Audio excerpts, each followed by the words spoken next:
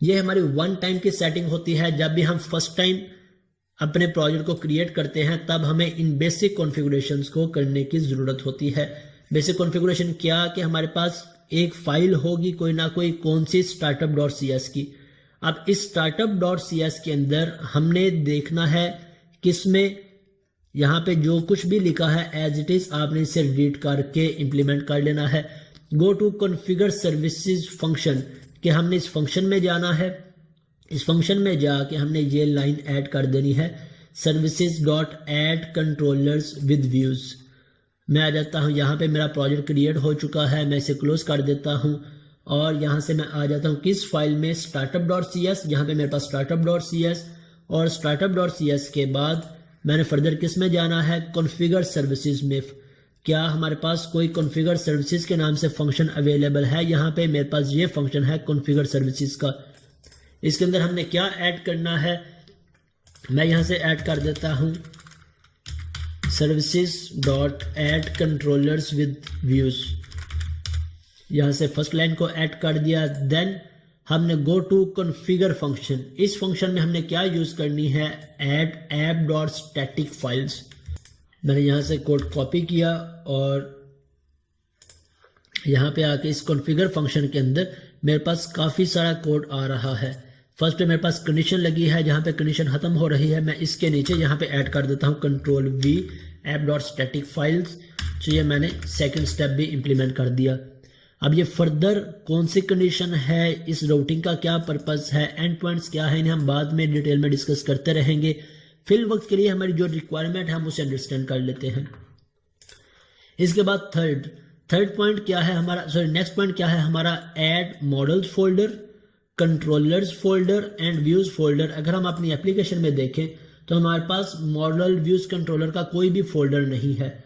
क्यों नहीं है? क्योंकि हमने एम्प्टी टेम्पलेट को सिलेक्ट किया था इस एप्लीकेशन को क्रिएट करते वक्त, इसलिए हमारे पास एम्प्टी को सिलेक्ट किया था, इसलिए हमारे पास कोई भी फोल्डर ऑलरेडी ऐड नहीं है। तो हम यहाँ से आके फोल्डर्स को ऐड कर लेते हैं। अपने प्रोजेक्ट पे राइट क्लिक करेंगे, देन ऐड, और हमारे पास ऑप्शन आ गया फोल्डर्स।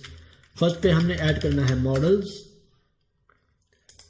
इसके बाद मैं यहाँ से आके ऐड करने के बाद कंट्रोलर्स के बाद मैं अगेन यहाँ से आ जाता हूँ व्यूज। ओके, हमने नेक्स्ट स्टेप भी इंप्लीमेंट कर लिया, add models controllers and views folder. Next क्या है, add an empty controller in controllers folder.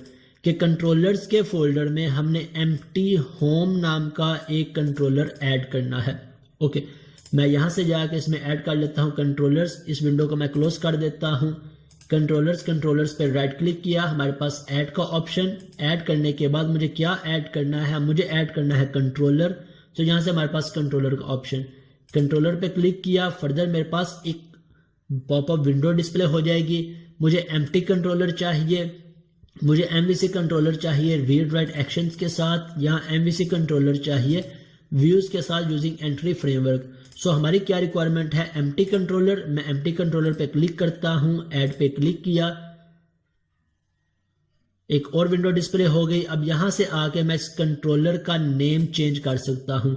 हमने क्या नेम रखना है, होम कंट्रोलर। यहाँ पे हमारे पास होम कंट्रोलर है, तो यहां से आके हम इसे होम कंट्रोलर ही रहने देते हैं। कंट्रोलर के नेम रखते वक्त याद रखिएगा हम पोस्ट फिक्स यूज करते हैं कंट्रोलर। जो भी इसका नाम हम रखना चाहें, मैं इसका कैटेगरी नाम रखना चाहूँ कैटेगरी कंट्रोलर, प्रोडक्ट रखना चाहूँ तो product controller. Means post fix हमने कंट्रोलर को लाजमी यूज करना है। अगर हम इसे यूज नहीं करते तो ये हमारा एक कंट्रोलर कंसिडर नहीं होगा, हमारी सिंपल सी शॉर्ट की क्लास कंसिडर होगी। सो इसलिए हम यहाँ पे कंट्रोलर नेमिंग कन्वेंशन को लाजमी यूज करेंगे। अभी हमने कौन सा कंट्रोलर ऐड करना है, होम कंट्रोलर, और इसके बाद ऐड पे क्लिक कर दिया। तो अब मेरे पास एक होम नाम का कंट्रोलर ऐड हो जाएगा।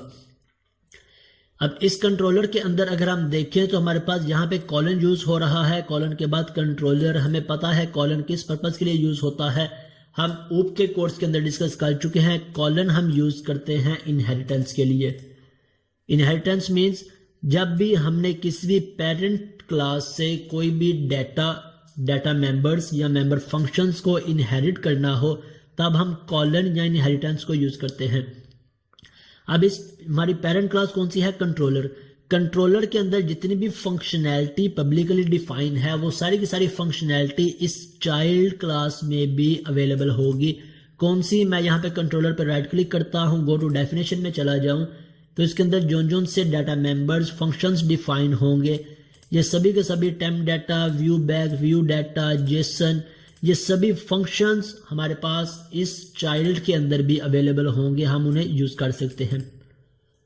अगर हम इसके नीचे देखें तो हमारे पास एक फंक्शन क्रिएट हुआ है बाय डिफॉल्ट, किस नाम से? इंडेक्स नेम का फंक्शन क्रिएट हुआ है जिसकी रिटर्न टाइप क्या है? आई एक्शन रिजल्ट, और ये रिटर्न क्या कर रहा है? व्यू। अब यहां से इस फंक्शन के सिग्नेचर को देख के हमें एक और चीज समझ में आ रही है कि जब भी हमारा फंक्शन कोई भी व्यू रिटर्न करेगा तो उस फंक्शन की रिटर्न टाइप हम क्या रखेंगे? आई एक्शन रिजल्ट। बिल्कुल सिमिलर है किस तरह से, अगर मैं यहां पे आके वाइड करता हूं गेट नेम, हम बात कर चुके हैं फंक्शंस के अंदर कि जिस भी तरह का हम डाटा रिटर्न करेंगे हमें उस तरह की उसकी रिटर्न टाइप डिफाइन करनी पड़ेगी। अगर हम इंटीजर टाइप का डाटा रिटर्न कर रहे हैं तो हम इसकी रिटर्न टाइप क्या रखेंगे? इंटीजर। अगर हम स्ट्रिंग टाइप का डाटा रिटर्न कर रहे हैं तो हम इसकी रिटर्न टाइप क्या रखेंगे? स्ट्रिंग। अब यहां पे हम व्यू रिटर्न कर रहे हैं तो व्यू की रिटर्न टाइप क्या होगी? आई एक्शन रिजल्ट। अब यहाँ पे आई किस पर्पज के लिए यूज हो रहा है? आई हम यूज करते हैं इंटरफेसिस के लिए। इंटरफेसिस को भी हम डिस्कस कर चुके हैं लेकिन यहाँ पे हम डिटेल में डिस्कस करेंगे। इंटरफेसिस का कॉन्सेप्ट हमारा बहुत ज्यादा यूज होगा, हम इसकी एग्जांपल्स भी देखेंगे साथ साथ। फिलहाल के लिए हम सिर्फ इतना अंडरस्टैंड कर लेते हैं कि व्यू की रिटर्न टाइप क्या होगी? आई एक्शन रिजल्ट। ओके, मैं इसे रिमूव कर देता हूं और कंट्रोल एस किया। अब अगर इस पॉइंट पे मैं अपनी एप्लीकेशन को रन करने की कोशिश करूं, मैं इस पे क्लिक करता हूं IIS एक्सप्रेस पे, तो देखते हैं कि मेरी एप्लीकेशन मुझे क्या आउटपुट जनरेट करवाती है।